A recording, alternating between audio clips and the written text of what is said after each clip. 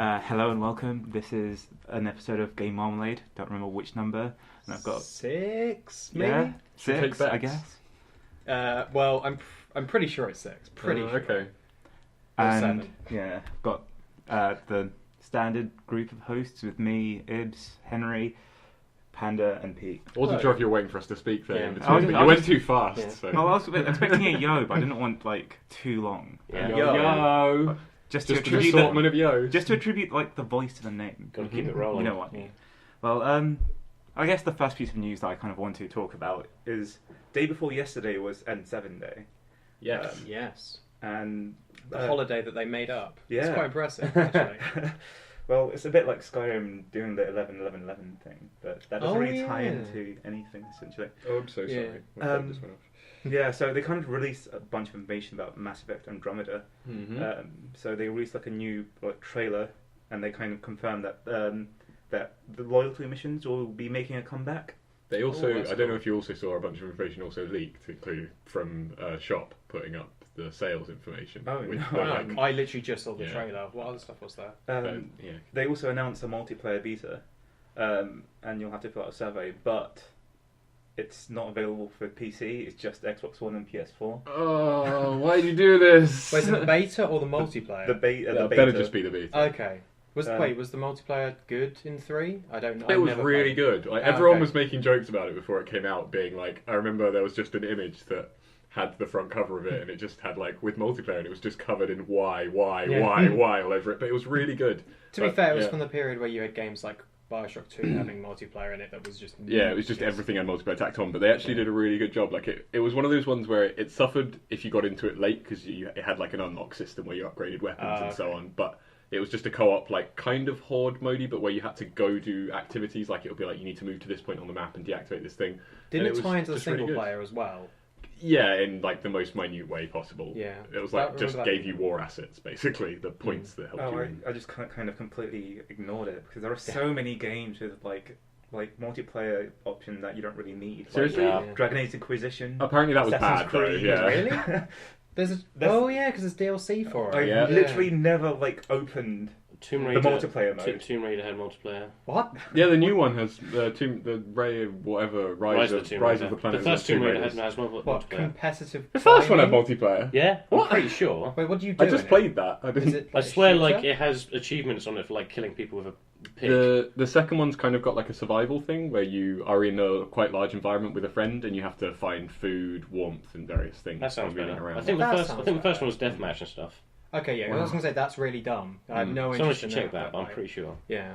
I suppose it makes sense that the Mass Effect multiplayer would be decent, seeing as it is a shooter at the end of the day. It's not Yeah. a great shooter, but Yeah, it works. I'm amazed you guys didn't play it because you could play as Krogan and stuff. And there was one, there were loads of builds. The Krogan Vanguard was one that was specifically on the 2 easier difficulties was the most overpowered class because you could literally just charge into anything and melee it to death. Yeah. But, Well, I played all of Mass Effect 1, I played half of Mass Effect 2 and then stopped playing it ages ago, and it wasn't until way later that I actually played Right. through the second one. I still never finished 3, because we were playing through it Yeah, and then we were playing through it, and we did one of the DLCs, and got about a third of the way through the story, and then stopped. I think did we actually finish the DLC that we used? We did finish it. We did the DLC that was off on the separate space station, where it's like an assault on a space station. I where haven't you played do any DLC for any Oh, okay. Mass Effect. It was That's really good. yeah, I it was a really really good liked DLC. that. For 1 or for 3? For 3, yeah. Okay. It was you don't take any of your party members. It gives you new party members for it. Right. But it's assault on a space station, and it includes a couple of That's characters cool. from the previous I game. did hear that there was the very last DLC they put out for 3 was really, really good. It was just one where you literally invite all of the crew to a party or something, and it was supposed to be a really good Oh send yeah, off. it's But I a never very played it. good closure Mm. kind of DLC. It's very fitting to play at the end. Yeah. My God, phone is going. I'm gonna. You turn have it the off. option to turn it off. I'm gonna do it now. Okay. And they also kind of released timeline because people were wondering how a Mass Effect sequel could kind of exist after the way that Mass Effect 3 ended. Oh, timelines in People had already. It makes sense because it takes ages to travel, right? Yeah, well, the ship left between 2 and 3. Right. Yeah, because okay. the Andromeda project put hundreds of people and multiple species on arcs, shot them towards the Andromeda galaxy, and they were put into stasis and slept for around 600 years. So Okay. yeah, That's Long cool. time. I mean, that also means that we're very, very unlikely to have like the callbacks to the previous game where it's like, oh, and it's Garrus here for 5 minutes. Yeah, I'm kind of I'm glad. pretty Yeah, I want a whole new. I love the universe, and I'm done with the previous story. So I'd Yeah. like to see new stuff. Yeah, I'm really looking forward to it. I don't have it here in my notes, but I remember seeing that.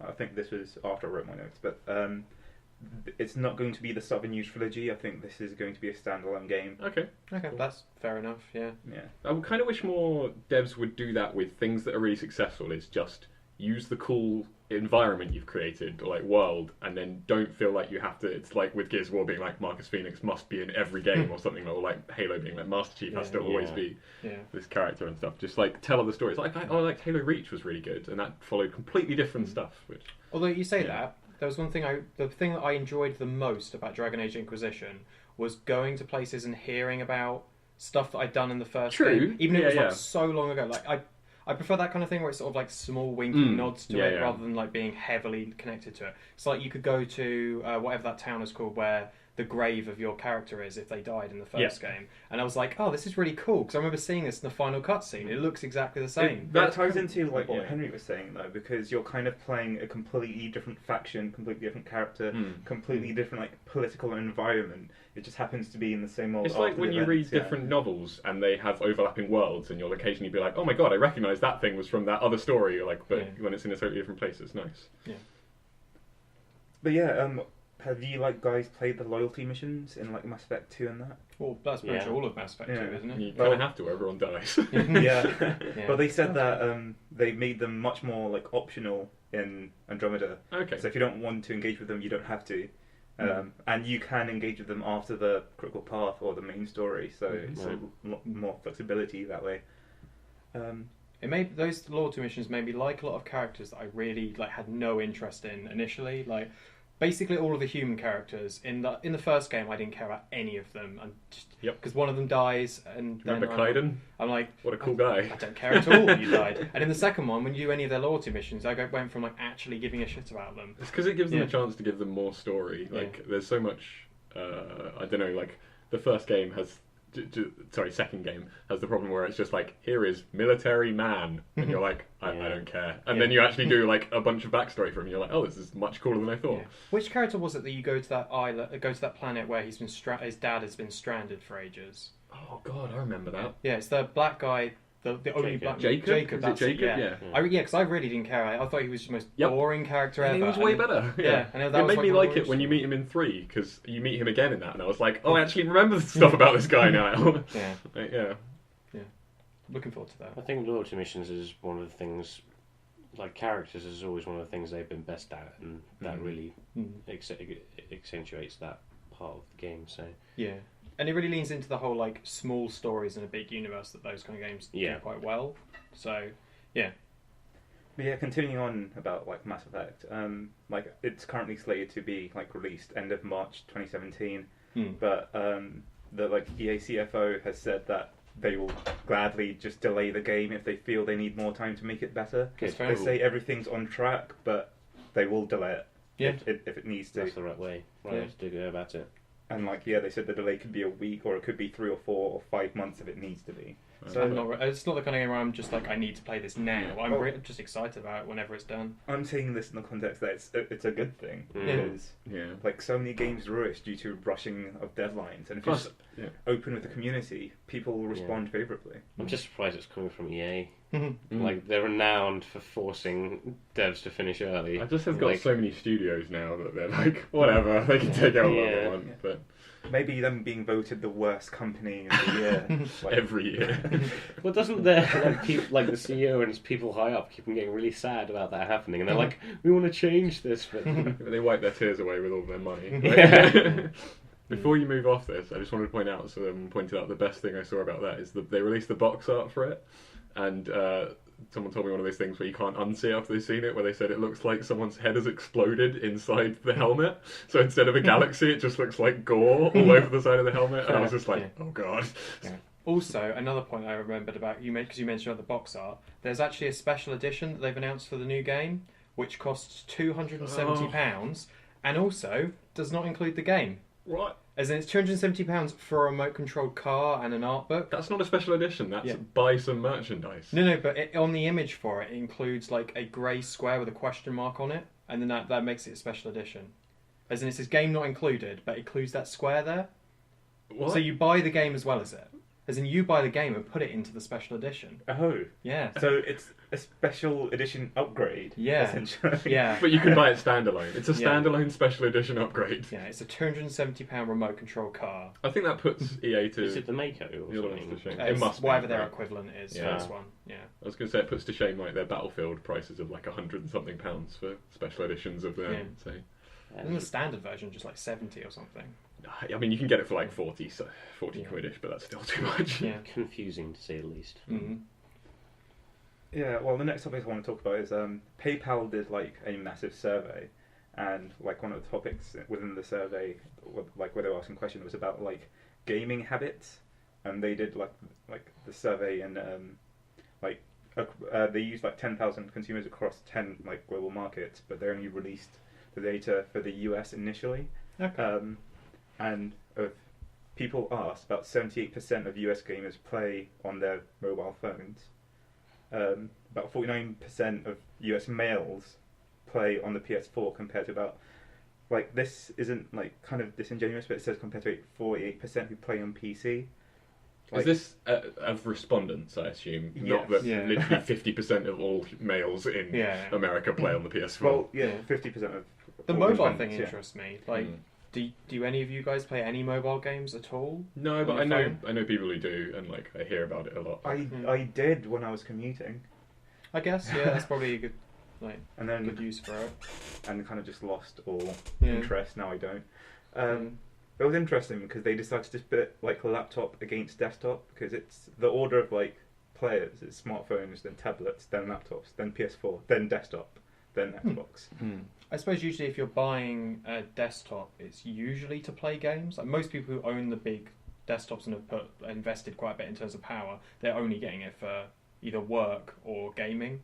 So I guess, Yeah, not much reason to own one otherwise yeah, I can't now. really think of It's any like- reason I would own a desktop other than to play games on it. Or just own a laptop that can run video. Mhm. Yeah. But yeah, for console gamers, like 40% of the respondents said that they play for 1 to 2 hour sessions, and 34% 2 to 4 hour sessions. Whereas it's kind of different for PCs/laptops, where it's a third is 1 to 2 hours, and then 26% is 2 to 4 hours. So I guess console players end up, I don't know, playing shorter sessions, I suppose. That makes sense, I guess. Like, I suppose for a console, you can usually just turn it on, play a quick game, and then turn it off again. Yeah. Whereas for the PC, that'll be on for like a whole evening or something. I don't know, at least. It depends. yeah, To be how fair, much like time you can sit people there play playing. on consoles, right? A very large portion of them are people playing FIFA or like COD, right? Yeah. And those are games which you play like a game or two, Or or Overwatch, yeah. and stuff, Yeah. or Overwatch, right? Like, and I'm not surprised that therefore console is higher than PC due to that, because a lot of people just buy a console and like FIFA is the most selling game in the world as well. So Yeah. like certainly England, but I don't know where else. I think it's a currently big game. Battlefield 1. There's a currently Battlefield 1. Yeah, But I mean, like I think so. FIFA's been going on for however long. FIFA is You know. always in the charts. Yeah. Okay. And then COD, you know, as well, which is those are the mainstream ones, which are just Are the main console. big shooters out yet? Like, is Titanfall Yeah, and COD they're out? all out now. Oh, okay, cool. I wasn't sure if it was like in a couple of weeks or anything. Yeah, I remember the timing being really, really weird. It's just Titanfall it's just a few weeks Titanfall's after. timing.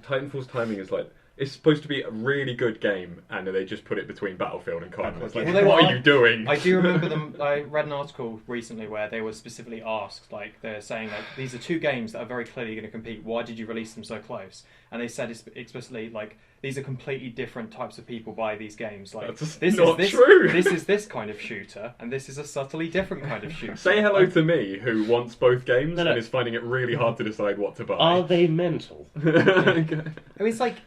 I kind of get if you're competing against another company, because you could be like, well, our product's definitely better, so they'll go for ours. But it's your own product. Yeah, they are competing against themselves, which Yeah. is just like. Yeah, I really feel bad for Titanfall because I don't think there is any way it will sell as well as Battlefield or Call of Duty. Yeah, So two I established think if you brands. started building the community, it might do better. I mean, the problem is like At the base level, that largest portion that likes to play like COD and Battlefield and stuff are picking it up because it's something which they can easily relate to, and Titanfall is not necessarily.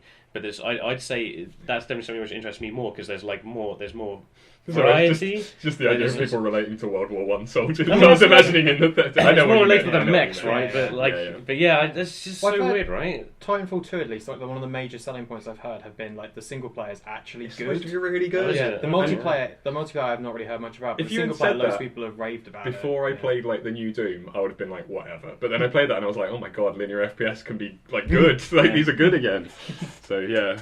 I'm keen. Well, I saw a video of all the different mechs, and they just look cool. They do look cool. They've got ones with swords, and they've got like sync kills, so that if you kill someone at close range with melee, then you do like a whole animation that goes into third person. It looks awesome. That's pretty cool. Yeah, speaking more about this data, they found that Oh yeah. games in general aren't really impulse purchases. Like 27% of console gamers said they purchased a game immediately upon hearing about it. 26 for mobile gamers and 20% for PC gamers. Because they're really expensive. Yeah, I imagine it used to be like when you could go into a game store or something and go like, oh well, it's like £25, I'll buy that. But now it's like £50. Yeah. Probably not. Yeah. I think the only time people go impulse is probably on Steam because Yeah. of the deals and stuff. Yeah. Battlefield 1 Special Edition cost £110. That like you can't impulse buy that unless you're really rich. Yeah.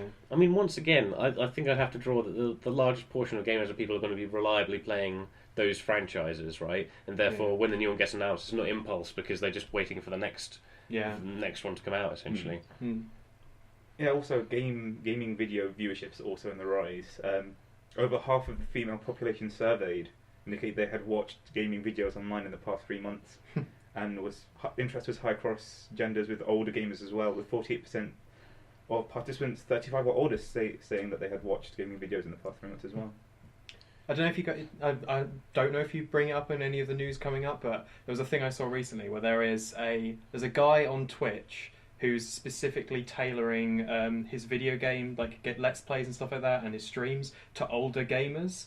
Like the way he describes it is, it's like he doesn't want any young people in the comments or anything like that. Like he keeps it low. He calls it low impact gaming because it's just stuff like him playing like Farming Simulator and like Football Manager and stuff like that. And it's just a guy in his 40s. That sounds really nice. Yeah, like, I'd rather watch that than a really excited. Yeah. But he's making it 20-something. specifically because he says like there's a niche here because like if you are an adult and you don't want to watch like a screaming teenager like playing Minecraft, then maybe you want to see a guy playing like Euro Truck Simulator or something. Yeah. Well, he plays other games. I think he started off streaming like Call of Duty and things like that, and he occasionally streams games like that. But or just like having an interesting, charming person who just has an interesting personality, talking while playing games, whatever. Yeah.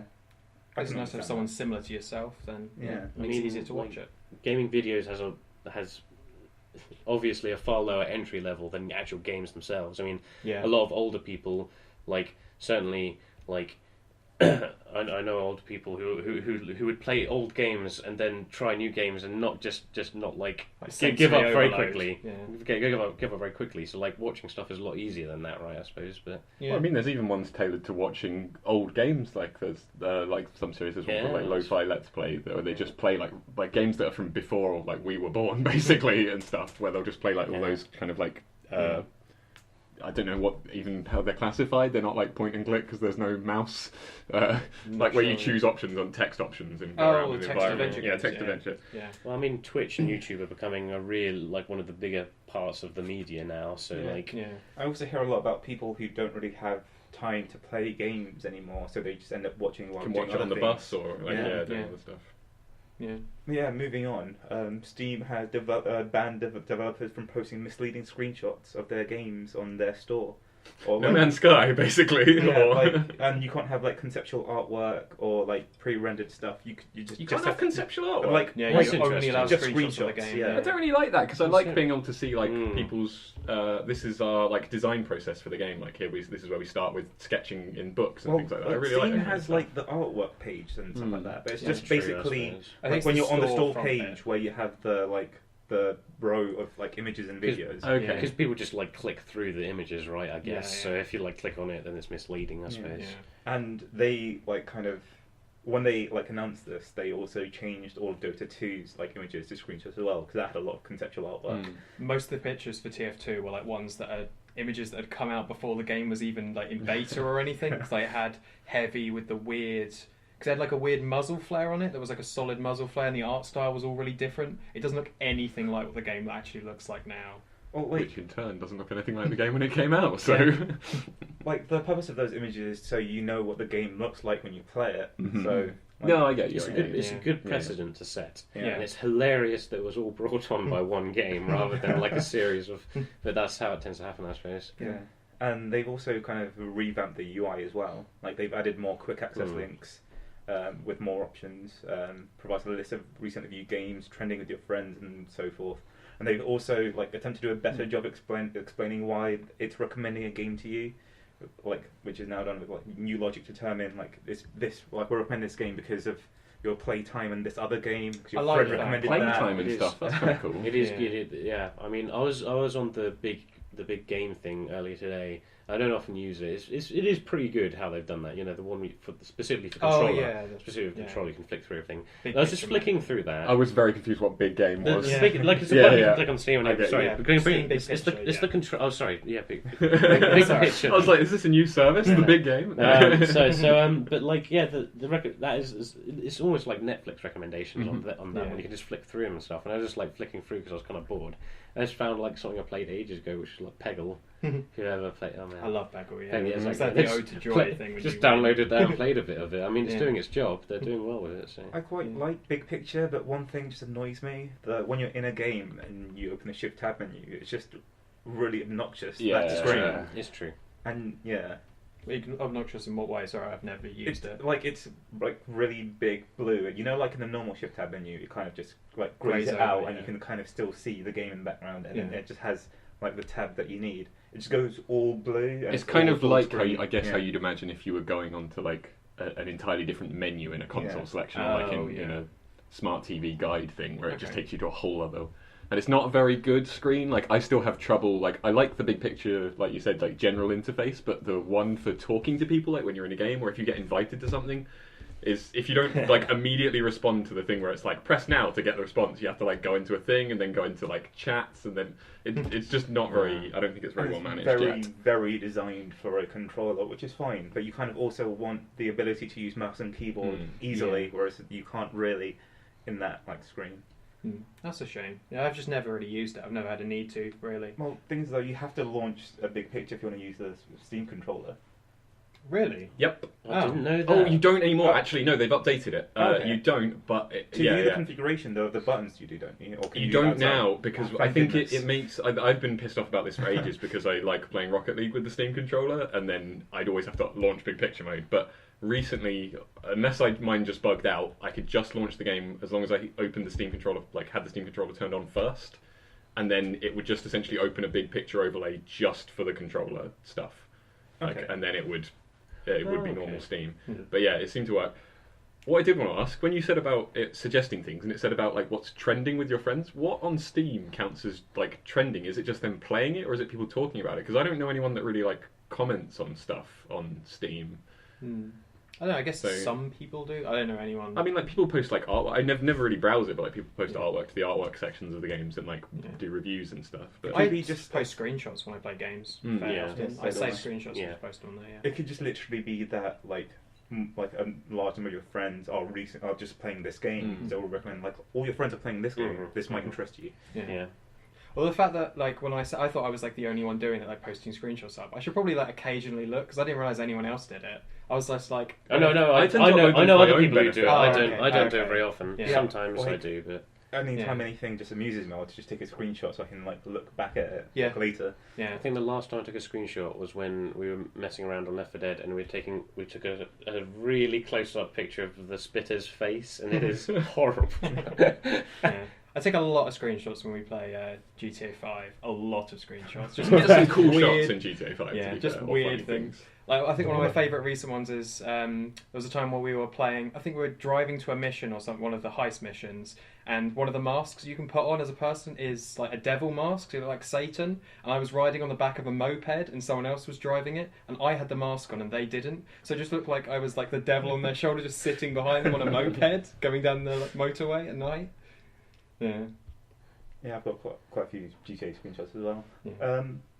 But yeah, Google's like AlphaGo, the artificial intelligence program, they're kind of aiming to like move that to a bigger challenge. They're trying to adapt it so they can work on StarCraft 2.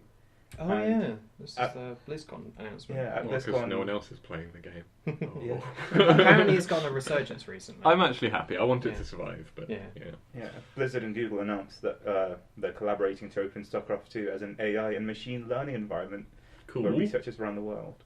That's a much more complicated set of options than like chess and things. Yeah. So, They said that like DeepMind being able to like beat human players at like StarCraft 2 is way in the future.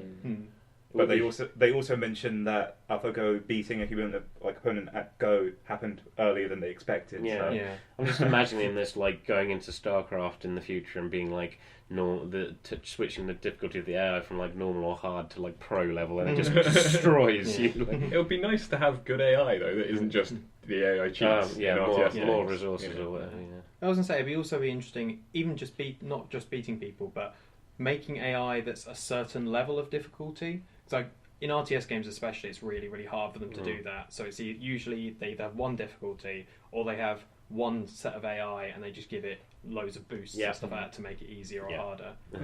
The way that they're facilitating this is that they're making like they're simplifying the environment, like the visuals of StarCraft 2 for like AI systems that are going to be like using it, and they'll have an API which follows similar functions to bots in the past, which studies game data. And Blizzard said they'll also be providing replays of StarCraft 2 matches to give the like AI systems data to analyze. That's cool. And they were also kind of saying that this is useful and relevant because, like, unlike Go, you don't have all of the information available. Like, you don't see the whole map because of the fog of war and stuff like that. So kind of making a decision based on the information you have. And they think that's kind of useful avenue of research. Also, machine learning is like the hottest word ever in like any tech company. If you go in there saying like, I know something about machine learning, you'll probably get a job there. Whoever works on that will be able to publish a lot of papers, I reckon, on something like that. It'd be quite cool. Yeah, talking more about Blizzard, the Overwatch hero designer, Jeff Goodman, has discussed Blizzard's controversial approach of unveiling its latest hero, Sombra. God. They said that the negative feedback that they have received is all fair. Because they... What, just because they took ages? And it wasn't an ARG. It wasn't an ARG. It was like they were going to reveal it on this date anyway. You've done nothing. Yeah, the alternate reality game where you follow clues and puzzles and then just be met like by a countdown timer followed by another countdown timer.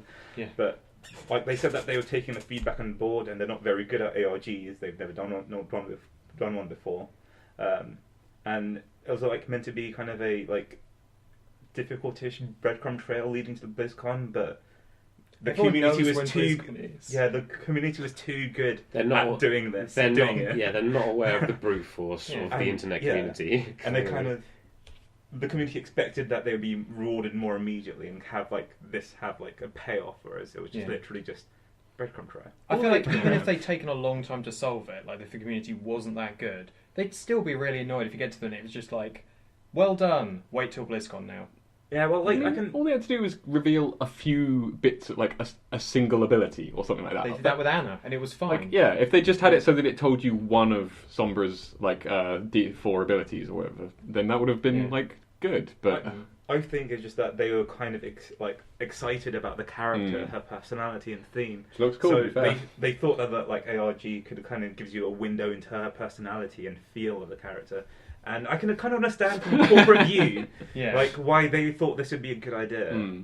It very much sounds like a boardroom suggestion where someone was like, you know what the internet likes? ARGs. Let's do it. And then... But sir, we don't know how to do that. Don't worry.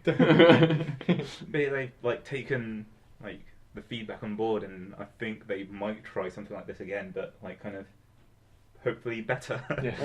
The Overwatch team I feel have been really on point so far, and like they've always taken on feedback. And what I love most about this thing is they went, yeah, it's all fair. We messed up. We're aware. We'll try better next time. And that's all we want to hear. You know, it's horrible when the company is like, yeah, well, screw you, because or they just ignore it and say like, well, some people loved it. Some people love timers.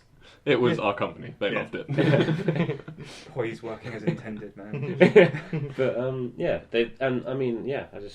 they always seem to listen to feedback and stuff. I remember seeing the post for like the teaser for Eichenwald, and every single comment I saw had a reply from the Blizzard team saying thank you.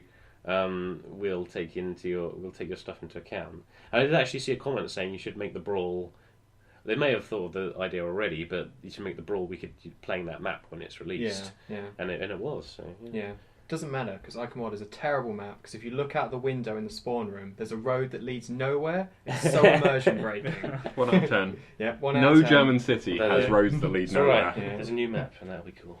Oh, I can't wait for a new map to come in. That's kind of been the reason I stopped playing Overwatch as much. I'm kind of done with the maps, or I'm kind of a bit bored of them. Because it's the set. Because it's probably just because I play the same characters a lot. But like, and most games end up going the same way on each individual map. I kind of want another map in there to mix it up a bit more than I want another character. But yeah. Unsurprisingly, it being BlizzCon recently, I had a lot of news about Blizzard games.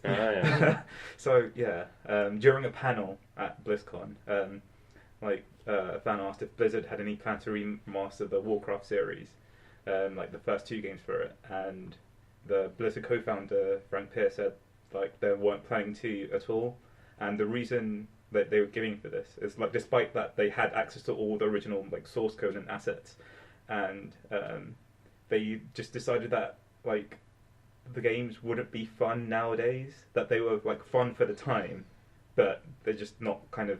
That's fair enough. You wouldn't enjoy them now. Yeah. I mean, if they think that no new players will get anything out of them, that's fair enough. I can see Warcraft 3, a new player, someone who hasn't played an RTS like that before, could get a kick out of it. But the first 2 are pretty. They're very unusual RTSs though, because they don't they're very the units are really rock paper scissors compared to other RTS, where you'll be I've built this massive Tauren guy, but he's terrible against this thing that looks much weaker than him because it's a specific type of unit. It's all a lot about knowledge. Also, the hero stuff is really weird. As someone who played a lot of Age of Empires, I still can't really get my head around. You build an army, but then also you have one unit who's way more powerful than all of your army. That's in loads of games nowadays. So surely you'd be more used to Dawn of War 2 had that. Didn't play that. You've played games like Dota, but it's just having a Dota hero along with your. Yeah, it's like playing army. Dota while also playing another game at the same time. It just feels weird. I'm just I kind of just want to leave this hero in the base and just build and have an army rather than. Or just be the hero, one or the other. Yeah. No, I just always felt that Warcraft was so heavily this very very thin knife edge on. If you have an even fight and you concentrate all your troops on one, if you're micromanaging correctly, you will destroy the enemy army without losing many yourself. It is so I've seen so many fights where you go in with a huge army and then they manage to kill a section of it, and then the rest of them just fall because the reduced damage from it was a tough game. Yeah. It was good. I really liked it at the time. It was so fun. Yeah, with how they've handled StarCraft 2 and the single player and all the how they've gone mad on there's almost no standard RTS in the StarCraft 2 campaigns now. I can see why they don't want to do Warcraft 3 or Warcraft 2 and 1, I guess. Yeah, they said that they'd much rather kind of work in World of Warcraft and Overwatch, and they're kind of adjusting the way that they're going to be working in World of Warcraft, which I'll talk about. That makes me sad. Also, that makes me sad just because I can see what the next news item is going to be, and I'm sad because of that specific sentence. Read it. Yeah, well, while they're not remastering Warcraft 1 and 2, they're releasing reworked content based on original Diablo for Diablo 3. Yeah, but they're not working on more content for Diablo, really. No. It's just so... I feel abandoned. I think the game's quite old now. You're saying they're putting Diablo 1 into content? What they're doing is there's a church where you go through and it has all the 4 bosses from Diablo 1 in it. It has 16 levels in it, and they're adding the Necromancer from Diablo, where he can summon a bunch of skeletons, and I think he's sufficiently different from Witch Doctor from what I've described, because it's a very much more active use of your pets, whereas with Witch Doctor you'd summon and forget. But 16 level dungeon, encounter the 4 bosses including Diablo, and they'll also have, you'll be locked to the 8 directions like in Diablo 1, and also adding a filter to make it like more pixelated and grainy. Make your game look shittier. That's Interesting. essentially what he said. Like in the actual interview thing, they said this filter will make the game look a lot worse. Yeah. Yeah. I don't know. It makes me sad. Like I was really, really hoping for something a bit bigger for Diablo, like a new expansion or something like that. But like, it's just you have to pay for the new character and you have to pay for the extra stuff. And Not every game's going to be Eternal though. Yeah. Well, no, it's the even if 20-year anniversary, so we kind of expected something special for Diablo. You know, like Nintendo did with Metroid. Yeah. Oh. But like with Diablo, they could have literally just said like, by the way, we're working on Diablo 4. That will come at some point. I would have been happy with that, even if they'd properly shown nothing. I would have been happy that at some point in the next few years we'll get Diablo 4. Yeah. But, yeah. Yeah, though the Blizzard CEO said that he wants Warcraft 4, though it's not going to happen anytime soon. Like it's something that he kind of wants, but they're focusing on StarCraft 2. Yeah, That's fair enough. I'd love Warcraft 4, but yeah, no point rushing it. Yeah, they want to focus on StarCraft 2 and Heroes of the Storm. Oh yeah, that's a game. Yeah. Yeah. And they've also said that they kind of want to make use of mobile, because mobiles are really powerful these days. Blizzard aren't really anywhere on Yeah. mobile, so Because they're kind of looking at Hearthstone. I mean, like, I guess Blizzard. I mean, Hearthstone's on mobile. I mean, I know quite a few true, people true. who don't have very good PCs forget who about play it Hearthstone. and you can like play on tablets and stuff What are you like saying? that. Play Heroes of the Storm on mobile? No, No, Hearthstone. Hearthstone. Oh, okay, right. Yeah. They just want to kind of exploit the mobile market a bit more. Yeah. And like they kind of are kind of doing that a little bit because in WoW you also have the companion app for Legion, where you can kind of micromanage some of the like weird resource things, and then you can kind of get your rewards and kind of allocate things like that. And it's actually better on the phone than it is in game. Okay. Which is So you have like tasks that tick over that you have to like say leave this for 8 hours, and instead of just doing it in the game, you could check it up on your phone when you're at work, which is quite cool. yeah. Okay. Another thing that was mentioned in that same interview was Blizzard internally have like a big debate about whether to get rid of the Battle.net name. I thought they said they were already getting rid of it. I thought they were getting rid of it. I was pretty sure they were changing But then they it. said they were doing that, but I haven't noticed it disappear. Like No. it's still around. So yeah, maybe they are. I don't know where that's going, but they thought that was competing with like Blizzard's like other main brands. But it was like the debate was bigger than that though, because they were talking. There was initially a debate whether to add like third-party games or not, and I think that they decided that wouldn't be a very good idea. So they just want to focus on Blizzard games, but they would be kind of thinking about like the broader Activision Blizzard family, possibly kind of leveraging the Battle.net technology, but. I don't know. I feel like no matter what they change the name to, it's going to be Battle.net to most people because it's been that way for ages. For a while, yeah. Why are they planning on changing it? I think they wanted to just like coalesce everything. Like I think they were just going to call it like Blizzard something or whatever. Blizzard Launcher or something. So that it would Also, all apparently, it be... sounds quite old according to them. It sounds dated. I don't really get that because it's. I guess that I get the .net. Like no one really uses things. Like no one even says like .com for or anything for websites anymore. You just say the website really, but. At the same time, like, I don't think of it in that terms. I just think of it as a name, like Battle.net. You don't think of it as Battle.net normally. Yeah. I mean, I can understand it to some extent because I remember having to download patches in Diablo 2 around maybe even over 10 years ago from Battle.net. So Battle.net to me was originally literally a really bad GUI in Diablo 2. And... yeah, but once again, well, then again, names never really bother me. It's interesting. If they want to do it, sure, but as long as they don't pick something rubbish, I suppose. Battle.net is a really good launcher because it's like it can run on a potato. It's like for low-end systems, people kind of view Battle.net favourably, and they've added voice chat to it as well. Oh yeah, and like all the streaming stuff to it. That's really cool. Yeah, I think I also prefer the name Battle.net to like the Blizzard launcher and stuff like that. It's like EA, like I get like Origin is a nice name for their service. They didn't just call it EA or EA Launcher or something. It's like Uplay as opposed to Ubisoft Launcher. I think that if they try to rename to something else, it would just kind of clash even more, I guess. Yeah, I don't know. Yeah. You just have people getting confused because people would insist on calling it Battle.net forever. So rebranding is a tough thing, as we all know. Yeah. Yeah, when we rebranded from... Yes. we lost all of our fans when we swapped over from Game Jam to Game Marmalade. I was more referring They to were furious. the nearby university. Oh god, yeah. Oh, yeah. yeah. We had a massive thing about rebranding, but either way. Yeah. Let's divert and talk about Southampton Yes, University exactly. Student Union, or us. It's beautiful. No, it's Susu. They changed it back. No, it's worse than that because they voted to keep the new branding, so they can't even use the old I thought sign. they voted for the old one. Yeah, but the they'd new, have to... new Oh my old god, name, we're actually going into branding. this. Oh god.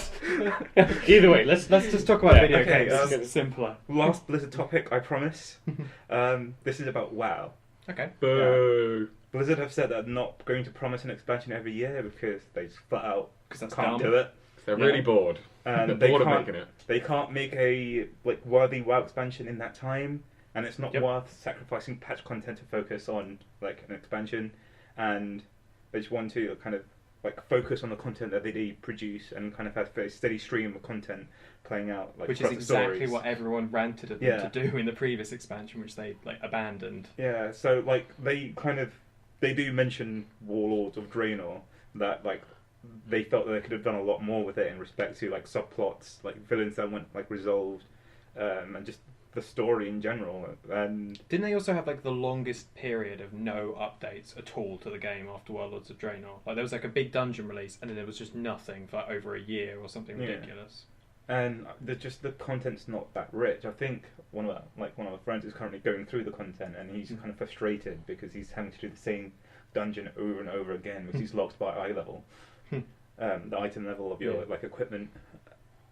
So they've said that it's all about kind of striking a balance between story, fleshing out story and stuff like that, and getting new content. And when the new expansion is ready, then they'll release it, as opposed to kind of keeping to a timeline. That's the good way to do it, I think. If they continuously tick over with lots of little updates, I imagine that'll keep people happy. Just because, they always get the big bump every time they get a new expansion out, but that effect is lessening and lessening each time. So if they actually give people a reason to stay, I imagine they want people to stay over the life of the expansion when new stream of new content's coming out. Yeah.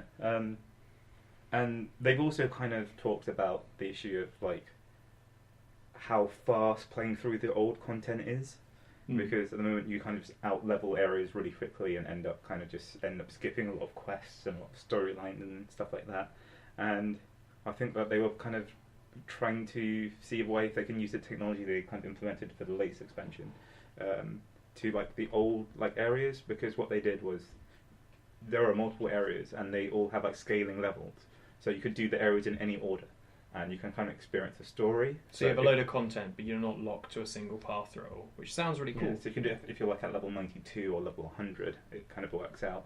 And so they just kind of want to do that, so the rewards will always remain relevant, as opposed to kind of having a disjointed experience of being I'm out there with this area, so I'm going to stop all the quests I'm doing, stop all the story, and just leave. Plus, they've got over a decade of content they've been developing, and they kind of have to. Well, a lot of it just gets thrown away. No one uses it just because you out level it so quickly and stuff like that. So have they done this well? Because I don't trust level scaling since Oblivion. It's done really well, I feel. Okay, that's cool. Yeah, from what I've heard, it does work quite well because you can do any of the zones in any order. So and everything. It's kind of all scaled to you. How does that work for if other people get involved? As in, it's when you're fighting monsters, the damage they do to you is scaled to you, and the damage you do to it is scaled to them. But no, your damage is scaled. I don't know how the scaling of your damage works, but it kind of all works out. So they have a server version of the monster, and they work out damage based on that to and from it. I just always wonder how that works out with. Do you feel like you're actually developing though? Because you want to feel like you get more powerful, but then if you go back to another area and everything is just as powerful as in the next area, it's I think this is something that I've always struggled with this is the way MMOs have been progressing, right? Yeah. A lot of MMOs have been going for that sort of thing. Guild Wars 2, when it came out, the whole idea was you could go anywhere and then you'd be leveled down. Well, I think you got leveled down, so you can all join in on the same thing, and it makes sense, right? Because then it encourages more multiplayer and stuff and working together. But then it just kind of feels weird. I'm not the target audience because I don't like MMOs anymore. But for me, leveling for levels didn't really mean very much at all. It was just literally just a sign of investment of time. For me, the real progression came from unlocking new abilities and getting new gear, even if it's within the same level. Like once you hit like the max level, you don't stop your character progression because you need to start getting better and better gear. So that's where the real kind of progression of power comes from. I mean, but it's just like the main example for me. I'm not sure about how like being too high level be brought down, but it's more like it had an interest to me, like going to places which were too difficult. And then being like, right, I can do this now. Or like, and then trying to being able to challenge yourself, because when it's leveled, you can't challenge yourself any more than they dictate. I feel though the questing is kind of very much more story focused. Whereas you have like the dungeons and raid, and the dungeon and raid you have the normal difficulty, then you have heroic and then epic and stuff like that. So if you were wanting a like hard challenge, that's always available through the dungeons and raids, and that's kind of the.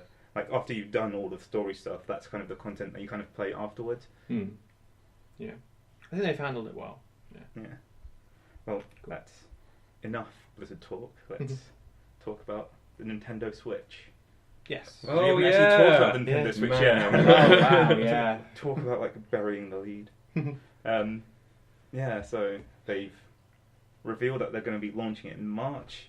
But seeing as we haven't, like, actually talked about the Nintendo Switch at all, do you guys want to give your first impressions? Okay, single sentences. Let's go. Okay. I'm pretty excited. Yeah. Cool. Panda?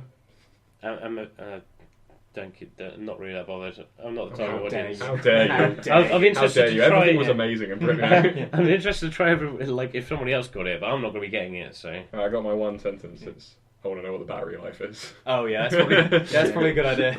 Yeah. That's not something that's been released yet, but it has been speculated that it's going to be region free. Yeah, I heard about that. They actually said that? No. It's speculated from a speculated. trusted source. Trusted source. But if it is, that's amazing. Like really good. Like, it's from a person that has generally been on point with his predictions. Okay, cool. Yeah, because that would be quite big if they actually go for region free, because that's one of the things that Nintendo have just been terrible for no reason. I guess for anyone who somehow has not seen this, it's a mix between a console and a handheld. Like, you can play it on your console and then detach it and take the screen with you. It's kind of like a tablet and keep playing. In the video, the guy takes it on a plane, so that made me think, oh, maybe they're doing region free because he could be flying to another country. And then he's going to buy the games there. Yeah, although it is America, so they probably are flying internally or something like that. Yeah. So, I don't know. I'm pretty excited. If I could change my sentence, actually, please make games. Please make games. To all third-party developers, please make games for this console and Nintendo as well. Well, I've seen releases from a number of developers saying that they are actually planning on working. They did this with the Wii U though. You can't trust them. Like, every time Ubisoft we're going to make so many games. No. Yeah. We're excited. They showed off a Mario game for it. Mario game looks good. Yep. I look forward to that. Zelda will be on it. Yeah, they have a separate sources claim that the Nintendo are planning to release several bundles, and planning to release a Rhythm Heaven game with Nintendo characters in it.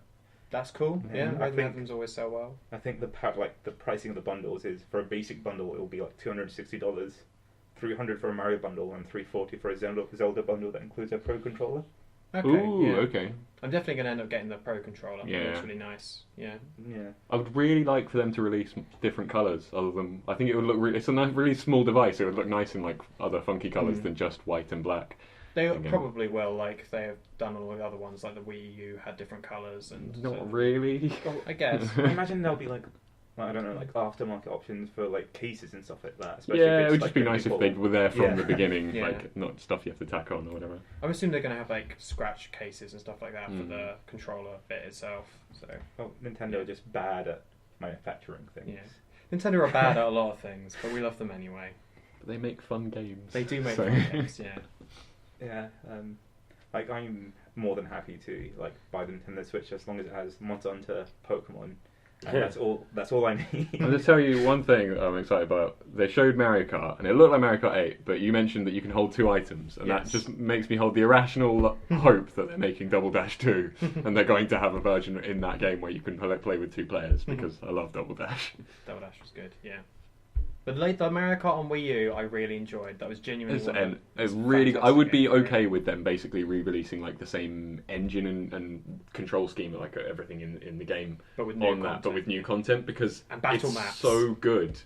Yeah, battle maps would be great. Include battle maps because and not the crappy battle maps that were on the last Mario Kart, like the ones that were the just good tracks, type of weren't thing. they? Yeah. Oh, they should put in that bob-on mode that was in the GameCube one. There were no good maps on the GameCube one, but the bob-on mode was great. Well, like the pipe Crash one was good. I battle like the map pipe maps. one. Yeah. Oh, which one was pipe? The one where you drive through pipes and it comes out on lower levels and things like that. That was good. Yeah.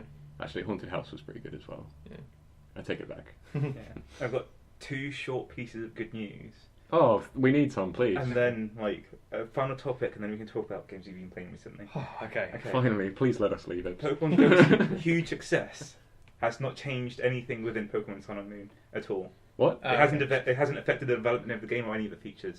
So, well, it's meant more people are probably going to buy it. Yeah. Yeah. But like, I'm glad that Sun and Moon aren't going to try and implement any Pokemon Go walking around features like eggs or something. It is separate. Yeah. It is a separate franchise. Leave it like that. Yeah, and Pokemon Go seems to be continuously like ticking along. Like it gets updates every so often. I occasionally see things. I don't know anyone who's playing it, but someone must be. They are adding cool, like more and more cool stuff. Apparently, Yeah. like you'll be able to battle other trainers. And there's also like daily rewards for doing stuff, and you can carry your Pokemon with you. Oh, can you imagine if they really should have put in like the kind of thing like those card games have where they give you like daily quests? Yeah. Because that would have been a great system for that, and it would also encourage people to go and walk and stuff, like do exercise. Well, like they have the daily rewards of doing like a gym battle or doing going to Pokestop and stuff like that. But like if the Pokemon Plus thing was cheaper or even just available, that'd be kind of tempting. Where like you don't have to have the app open; it kind of tracks you, like does your steps for you. Yeah. And you can catch Pokemon and do Pokestops from just the button on it. Yeah. So you don't like destroy your phone's battery. Yeah. Yeah. And they're also like adding that feature to Apple Watches. Oh, cool. So Oh, nice. Oh, yeah, they made some crossovers recently, haven't they? Yeah. So I'm hoping, though unlikely, they'll come out to other smartwatches. Right. No, that's not right. Also, Fallout 4 mods are finally coming to PS4. I think this is probably like the fifth news story across like Game Jam and Game Marmalade have been about this topic. Just because it's been like, oh, we're actually doing it, and now we're not. Now we are. That's back and forth. Roller coaster. Yeah. Though it's still very soon, I suppose, too. It's out now. From what I gather, it's mostly on Sony that have just been really difficult about this. So, yeah. Yeah. Or Bethesda. Final topic: the voice actor strike. Yeah, that's not going to end anytime soon. Oh. Oh, really? Okay. Yeah, well, like the union has offered a proposal of like either like the companies have an option of paying more upfront or paying secondary compensation on the back end of if their games are successful, and like the response was that the second option is like. Well, the first option is kind of identical to what was offered in the first place, and the second option is like so like onerous that it's never going to be used. Yeah. But the reason they don't want to accept that offer is because they don't want to open the option of like back-end payments being codified into contracts because they feel that soon like full-blown residuals would be a thing. So you could end up like not being paid very much at all for any work you do unless it's successful and stuff like that, or holding out on people, or just even like them making way more money from just royalties from if the game does do really well, they end up paying way more money, and especially due to the timing because in a few months the SAG-AFTRA are doing like negotiation with like the TV performers, and they don't want to kind of concede anything now. When the much bigger thing is happening, because like I think for TV voice actors, like generates $1 billion a year for them, whereas for voice actors it's like 30 million. Yeah, for video games I imagine it's a lot smaller. Like, voice acting is important, but not as important. Like for TV, obviously, it's really Just big. wait for there's going to be like a deluge of AAA titles that are like, oh, we've gone for an artsy approach, so we've just removed all dialogue from the game, and or Kevin from accounting has voiced all of our characters, every single one. So And now he's gone on strike. yeah, so it's unlikely that it will be resolved until like next year. Yay! Disputes. Okay. That's not good news at all. No, we had a 2 bits of good news. Maybe it's good okay. news. I don't know. Maybe he was setting us up for some. It was the the Fallout downturn. 4 and the Pokemon Go thing, and then Okay. Well, the right- Fallout 4 great news of maybe it's coming out soon. Well, and then it was just to like kind of raise you up, so the crash was just so much more powerful. You're a cruel man. Okay. Okay, I guess we can move on to the interesting part of the show. Wow. Yeah. I mean, way to slag off the rest of your show. Jeez. What has everyone been playing recently? Well, I'm happy to start. Okay. I've been playing. Well, I played a lot of GTA 5, not last weekend, the weekend before. A lot of GTA 5. Over the course of a single weekend, we did every single heist in the game, like one after the other. Yeah. Which, if you know anything about the heists, they take a long time, Yeah. like 3 or 4 hours each, and we did all 5 of them. Yep. Yeah, all 5 of them, as well as like stuff in between. But yeah, that was really fun because I never really got to play a lot of the heists the first time I started playing GTA Online, but they are really well made. Like. Genuinely fun. They really use the world that they had in it very well. The mechanics all work well, and they didn't just like tack a lot of stuff on. And they have But, really yeah. solid chunks of content as well. Yeah, I was kind of disappointed that like they haven't been releasing more heists. I mean, obviously there are a lot of effort to build them and everything, but like I don't think it requires a lot of work in terms of extra assets. They did release some, but like they weren't all the ones that are currently out weren't all released in one go. Oh, okay. Like I'm pretty sure like the one where you're rubbish men was released after the okay. rest of them. It's been I'm a not sure. I think while. Yeah. no, they haven't done any recently, but they Yeah. weren't all released. They did Yeah. they keep on doing it for a little bit. Yeah, but they are still making content for GTA Online, which is really cool. The thing they announced yesterday, was it yesterday? Yes. Yeah, I think it was. they announced Tron bikes. You know Yeah, the yeah. speeder bikes Yeah, that no, I produce saw the this. light Excited for this. trails. Yeah, and it's a whole new game mode where it actually produces the trails Yeah. and everything. I and you played gotta- it. It was really fun. So you've got like this like arena, and then you have the trails, Oh, the yeah. solid trails behind you, and you kind of have to try and cut other like players off so they crash into your trail. I think everyone knows how Tron works. Yeah. It's cool, Man, though. that I want to play sounds- it. that sounds- they're Yeah. just like, I mean, they do come up with good ideas. Yeah. Like I mean, like and like I think the base level on the heist, like they are fun. It is just like it is fun. You know, that is to buy the bike outside of the game mode, it costs $2.25 million. Which is a lot of in-game money. Yeah. So- Yeah. I remember the last mode they released was the one where you have the person chasing the other people, wasn't it? You have like the guy with the shotgun chasing the... Oh yeah, one of the hunted mode, whatever it's called. Yeah. What you do that's is you just punch him. Everyone just gangs up and punches him. But Hit him with your flashlights. But yeah, GTA Online, it's a good game. Mm.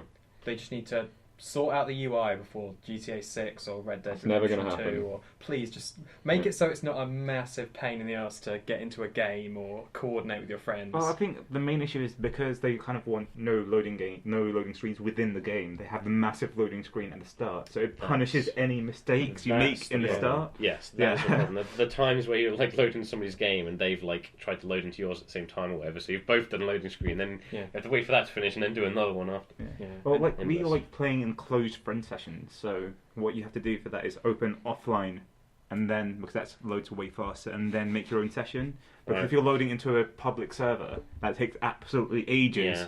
And then you're just immediately leaving again. It's just why does it load you by default into a server? Why doesn't it should just have let you options, choose that you've got the option for a menu there? Yeah. They're like, no. They don't want menus. Everything has to be on that tiny phone. Or... Seamless on this stupid little phone. Yeah.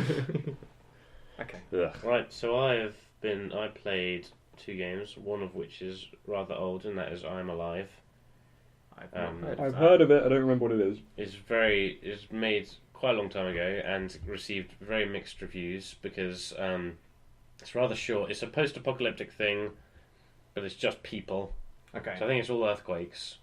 And then you're just a guy who's like wandering around trying to find your family. If that's not a cliche, you know. But either way, Yeah. and then pretty much all I've experienced with the game so far, and what I've heard about it is very much mirrored in what I've played. Is that a lot of the game is interacting with people. Like you meet a person, and there's so far I've only come across 2 types. Well, there's 3 types of people so far, which is people who like get out their gun and go, you leave, and you're like, okay, you slowly walk away, and they go, yeah, and keep on walking. People who are like, we've been hurt, do you have a med kit? And you can give them med kits and get like bonuses or whatever. And then the rest of the people, which is the vast majority, which are people who try to run at you with machetes, and as soon as you point a gun at them, they go, whoa, whoa, whoa, whoa, whoa. When you put the gun, I wasn't trying to do anything. Yeah, with this machete. yeah. And then when you put your gun away, they go, "I'm gonna kill you." And it's just really weird. This thing, you just bring it out like, nope. They got nope, really short memories. Yeah. and then all you you just hold your gun up against a group of them. You walk up to one, and then you it's called a surprise kill when you get up close and attack them with your machete. And you just go up to them, and, surprise, and then just point your gun at the other one, and like, oh, I'm not doing anything. And you just slowly do that to them. Yes. Is this like 2D, 3D? What? It's 3D, yeah. And it's pretty like The Last of Us. Okay. It's very much that sort How of old thing. is it then? I think it's older than The Last of Us, though. Okay, yeah, that was last gen. So It's pretty old, but yeah, no, it's like the gameplay's good so far. But like, if you fail, like I've been desperately trying to like conserve all ammo because I've literally found one bullet so far. So I'm like, even when there's times where there's two people with guns. I'm trying to get them only with the machete, which is rather difficult. Yeah. And I took the hardest difficulty because it was like, oh, this is survival mode or whatever. And you have to go back. It said if you get retries, right, which allow you to do the last checkpoint, and then it was like, if you don't have the last checkpoint, you have to go back to the last save. I'm like, okay, I don't know what that means, and I never got an option to go back to the last save when I had retries. So when I ran out of retries, I went back to the last save, and it was pretty much the beginning of the game. Like, it was really weird. Like, I played through a game, and it seemed like it did a whole cutscene and everything, and then it pretty much went on to a separate part of the game. But apparently, that's not a save. And oh man, yeah, that sounds like old games do that, where you have like retries which are a limited resource, and then it goes back to your last actual save. Yeah. And the other game I've been playing is Jotun. Again, Not heard of that. That's a more recent. That's very recent, and it's kind of like it's more one of those. It's an indie one. It's kind of like more artsy. All dialogue in it is actually in Danish or like what is or Norwegian? Like Norwegian, okay. Yeah, probably Norwegian because it's like Viking based, right?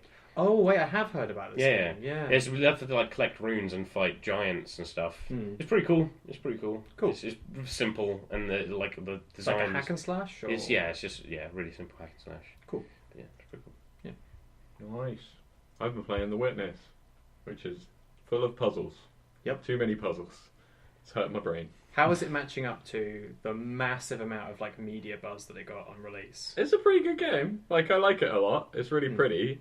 But I spoke a little bit about this with you last night, and until the other guys that like a lot of us played. I know at least us three played the Talos Principle. I don't think you played it, Panda. Play the Talos Principle. Play the Talos Principle, and I really loved that game. And then I was sort of comparing it to this because they're both like puzzle games, and they both have the similar sort of ideas in the sense that like in this one you walk around and you find like the most like story element in it. It's like there are like voice logs, and it'll play like characters talking. Just as if like they've recorded something while they were creating the world you're in, which is basically how the Talos Principle works, and you figure out about the storyline through those. But The Witness has like very little direction of what you do, so you sort of like you just start and you're in a place, nothing talks to you, you go forward, and it teaches you learn some basic line puzzles. All of it is just lines on a grid, and you have to get from a start point to an end point, and you complete them through various rules. Like the most basic one, which I'm sure I think anyone could figure out, is there are little dots within the grid, and you have to cover them all up and then get to the exit. So it's just finding a route, and then they all change from there, and it's like combining all of these different rules. But like beyond the beginning ones, it's just kind of like I have no idea where I'm going on the island, so I'll just like I did a couple of places, and then like it all seemed to follow reasonably. Like you follow a path and it takes you to another place, and then this activates like a laser beam that points to the top of a mountain. Go up the mountain, and it's like, oh, I see, I have to activate all of the other things that are going to point up to this mountain, because it's kind of like unlocking stages of a final door that I assume will be the end of the game. Yeah. But then after I did that, I was like, go down the mountain.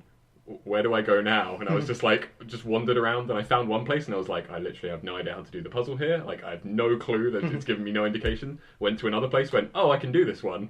So just did it. So it's been like, okay, like I've really enjoyed it, and when you solve the puzzles, it's really like rewarding, but it's also like I'll finish a section and I'll be like, I don't know where I should go to next, or there'll like be bits within that area that I can't access because it's got a type of puzzle that I've never seen before, and there's no like indication in that area of how to do it. It sounds very much like the old like Myst games kind of thing, where it's like you're just there in the world. It's just a generally really common thing that's emerging in like a lot of indie games or whatever, and it's the avoidance of having to properly script or like maybe even write parts of a storyline. And I actually quite like the approach, but it's something really common because like Journey as well, if you've heard of that. Yeah. Just starts you in the middle of a place, tells you nothing, and you just kind of wander in a desert. Yeah. Like even the beginning of Jotun, it kind of had an intro which is like you're in a boat and you fall into the water and you just wake up somewhere and you just wander around after that. But I don't think those have so much a case of like in this one I'll walk to an environment, like there's a bit where I walk down and there's like a sort of purpley like liquid and there are platforms above it, and I was like, oh, there's a puzzle on the door, and then I completed it, and then I go inside and there were a few more puzzles to do in there, and I did them all, completed them all, and I was like, this should open up the next bit of the route here, and it just nothing happened. And I was like, okay, so I just left, and I was like, what do I do now? Maybe it's suffering more so than most games from that. I think it just gives you complete freedom, and it's really nice, and the puzzles, like, I don't know, it's kind of like one of those things that I guess is really hard to sell on someone, because you're like, it's literally just a bunch of 2D line puzzles, but they're really good. It's a very good puzzle game if you like those, and I love that sort of game, but I much prefer the Talos Principle style of just being like, kind of like Mario, it just has like, here is World 1, do all of the puzzles in World 1, go to World 2, do all of the puzzles you can in World 2, and so on. And I like that approach to it compared to this. But yeah, it's a good game overall. I like it a lot. Did you ever play you play the DLC for Talos Yeah, Principle? it was great. Road to Kenna. That was nice because it was like, it gave you more of the puzzly elements, but changed like the approach of the world. Like it made it feel more like there were more characters, whereas there are no characters really except for... Did you make the robots dance at the end? Yeah, no, actually I didn't. I did find out about that afterwards, but yeah. Basically, if you like puzzle games, go play the Talos Principle, so it'll be cheaper than The Witness, and then play The Witness. Yeah. Maybe the map is a line puzzle in itself. Maybe what you're doing is there is stuff like that. The first time you go to the top of the mountain, there's just a single line that's all like weird and wiggly, and there's no like alternate routes or anything. And then I was like, that's a bit weird. And then you look behind it, and the river is the exact same path of it, and I was like, maybe if I just try and draw on the river, and you can, and it draws on the river, and it makes a big dramatic effect, and I don't really know what it did. Maybe that was what I was supposed to notice, and I didn't realise I was supposed to follow the river, but yeah. It's cool in that you don't interact with the game, like, it's kind of weird, like, it's not clear what you are, because the only way you interact is anytime you left-click, your screen freezes, it goes like, whoop, and then you can just draw on the screen. But you don't. It's not like you go up to a puzzle and then you activate the puzzle. It's you're not a man walking around with a Sharpie. Yeah, no. You literally just if a puzzle is on your screen and you activate like the drawing thing, you can draw it even if you're at like a weird angle, like you can't see all of the puzzle. You can draw on it and stuff. Yeah, same as Okami. Well, but, similar. Yeah, it's very unusual, and it's got lots of that sort of like wanky philosophical stuff, like when you click on dialogue and then it'll be like someone contemplating what the meaning of like going into space and looking down at the earth is, and you're like, yeah, this is great at the time, and then you're like, what did that actually mean after you finish it? But yeah, good game. I think maybe not deserving of all the hype it got, but fun. I have completed the Dante disc of Devil May Cry 2, and there's another disc of another character which is kind of similar to this. It's kind of the similar story, but it's kind of slightly different. And I'm having a massive debate over whether I should do it, because I want to complete all the games for the sake of like completion. But boy, Devil May Cry 2 was a slog. It was awful. It was so boring. Oh wow! Oh god! Like Devil May Cry 1 and 3 are fantastic games. The action's really on point, and I don't even like action games. Whereas like there are a few bosses in Devil May Cry 2 where I was literally just standing, not moving, just firing my gun, and then I would win. When you're done, definitely you should give Bayonetta a try. No one here will care if you just skip the rest of that game. So, but I'm doing it for myself. But I want to experience all the content. Why play something you know is bad? Like the alternate character being more fun than Dante, or am I incorrect about that? I literally just did a bit of the first level and just closed the game. What I remember about her is you can like leap into the air and do like spinning blade attacks, like spin and throw blades and stuff. The question is, are you thinking of Bayonetta? Does that look cool, or is it actually fun? I don't remember it. This was played a very long time ago. I guess I can say next week I'll probably play a bit more. All I remember about that game is that her storyline was not only easier but more fun. Okay. Or at least I thought it was at the time. I may be completely wrong. Also, I discovered something during something that was available during the entire game. I discovered this right at the final boss in the last bit of the fight. If your health is really low, so the health bar is red, and you activate your devil trigger, which is your demon mode, you become like invincible for a short amount of time and become super super powerful. So I was on really low health, no like healing items left at all, and like I'd been fighting against this boss for ages. Activated this ability. I was like, what the hell? What's going on? And it just wrecked the boss. I was like, googled it after. I was like, damn, I could have been doing this the whole time. Yeah, I remember also the last boss for Dante's story being a slog. Was it a slog or? Well, like the first bit it's a slog, and the second bit's actually kind of fun. The first bit it's like an amalgamation of all the previous bosses. Right? It's just a blob. I was going to say you don't have to shy away from spoilers. This game's really old. I'm never going to play it. It was literally like because it it was a blob and each direction was an old boss. You can just stand in a spot where none of the blobs can hit you and just fire a gun at it. Yeah. I keep wanting to call it Dante's Inferno because you're calling it Dante, and they're similar-ish games. Yeah. Dante's Inferno is not a game. No, the game is called Dante's There Inferno. is a game called Dante's Inferno. Yeah. Also, the epic poem is also not called Dante's Inferno That's anyway. true. So The Divine Comedy. Awkward. I just got schooled. Well, Devil May Cry is loosely based on the Divine Comedy. It has like Dante and Virgil and all of that in it. cool. Yep. Yeah, I've also been playing some other games. I've been playing Endless Legend, which is sort of. Civ crossed with like It's a 4X Warcraft. game. It's a isn't 4X game. It's Yeah. so much complexity. Oh, Like started on normal, like I have no idea what's going on. Switched to easy, lost one of my bases. It's like I still have no idea what's going on. So I've switched to novice, and then I just destroyed that game. So I'm going back to like normal. slowly like that, yeah. The barriers to like RTSs are always painful. Yeah, well, like Oh, is it an RTS? Oh, I thought you said yeah, it's like it's real RTS. time. Yeah, Civ and Warcraft. no, it's not. It's not. It's a turn-based. a turn-based, It's right? turn-based. So, yeah, then. So yeah, it's like you have like this like building your civilization, researching the technology, doing the buildings, all of that. But you also kind of expand your city by building like boroughs and district. But then you also kind of when armies fight, you actually control the battle by moving them and stuff like that. Okay. You also equip and upgrade your like units and stuff by researching the ability to upgrade it and then upgrading it using resources. So you have to kind of manage your like economy and buy like resources if you don't have access to them in your field. And then you also have heroes which you want to level up, and then they can level up to be good in like armies or good in cities, and they can get bonuses like that. And then you also have quests in the game, and then you also have like factions which you can like pacify and assimilate into your empire for bonuses. I remember this being like this, where I tried to play Galciv, like Galciv 2 or something at some point. I just started it and was like, oh god, I don't know. Well, it's easy once you've memorised this spreadsheet. And like, though the diplomacy is cool because it costs diplomacy points to do anything diplomatically. So trying to like doing a peace treaty, alliance, war, something like that. And the longer you've been friendly with someone, the cheaper it is to do friendly stuff, and the more expensive it is to do like war-y things. Okay. That's a really cool idea. Yeah. It's nice.